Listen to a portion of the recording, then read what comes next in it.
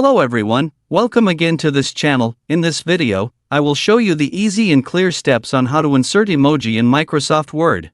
Adding emojis in Microsoft Word can enhance visual expression, attract attention, and make it easier to understand text. Emojis can also reduce formality in casual documents, add an emotional dimension, and strengthen branding or brand identity. So how to insert emoji in Microsoft Word? Make sure you keep watching this video until the end. Let's get started right away. Firstly, direct the cursor to where we will add the emoji. Next, tap the Insert menu. Then tap the My Add-ins menu. And the Office Add-ins menu will appear. Tap the Store menu. In the Search menu, type Emoji Insert. Here will appear Emoji Keyboard. Tap Add.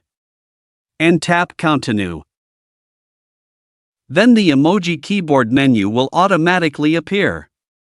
Here there are several choices of emojis that you can enter. How to tap the emoji that you will choose and it will be automatically added to the Word work page. Okay, so that's a tutorial on how to add emojis to Microsoft Word. Thank you for watching. I hope this video is useful. See you in the next video.